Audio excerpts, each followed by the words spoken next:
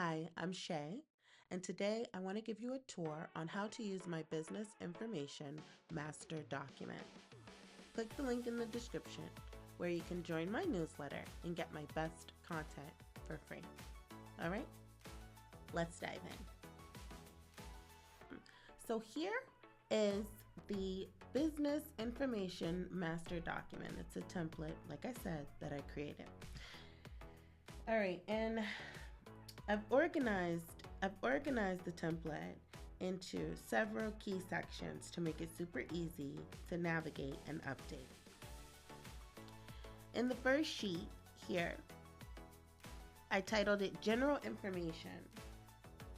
This is where you'll put all your basic business details, such as your business name, who the owner is, the physical business address, or resident agent address. You can put both there. The business mailing address, if that is different.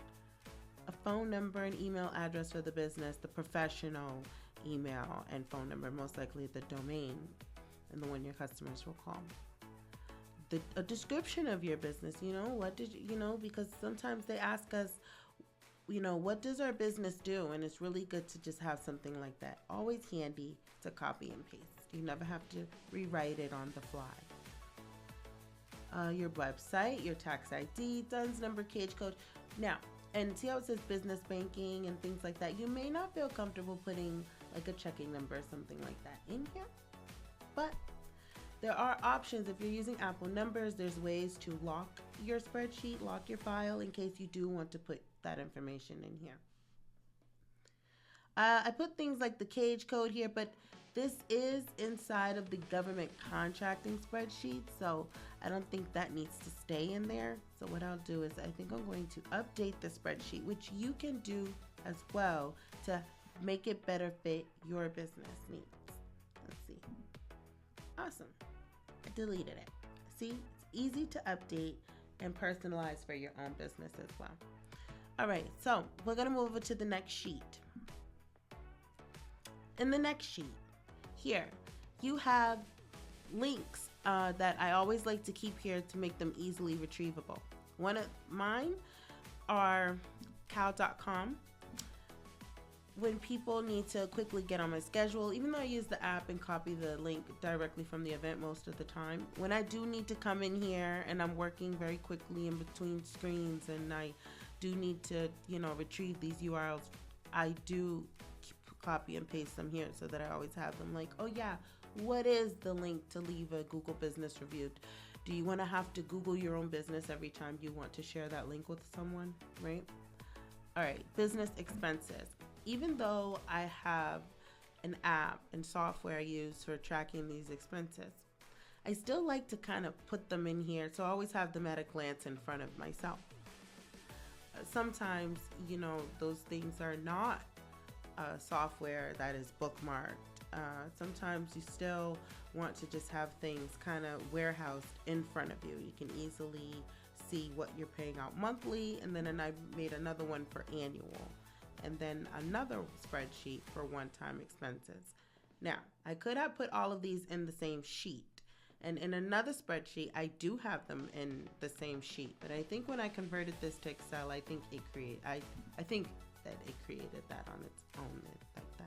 Account management. When you have special relationships and accounts with companies or organizations that you don't want to forget you have a relationship with, like when we have to file our annual fee with the Secretary of State for our businesses. See, I put here Secretary of State, and I put here registered agent company. In case you don't want to forget who your registered agent is, you'll have all there. You'll be able to put in all your information here related to those accounts. Okay, like I said, even though you have the URLs over here in this sheet, what about the management of the actual account? Now, you can use a password manager, which you should. I use password managers, but you still have accounts with places where, you may want to keep them, all the accounts that are related to the business. You may want to warehouse them and keep them here so that you don't forget. You always have it at a glance. And all the information that you ever need about your business on the admin side will be in this spreadsheet. Compliance and obligations, like when we have to do the BOIR report, things like that, things you don't want to forget. IRS stuff, Secretary of State stuff. Okay, and then lastly here, I do have a spreadsheet for government contracting, just in case you are into government contracting. If not, you can delete the sheet if you don't want to confuse yourself, or if you ever get into it, you can just leave it there.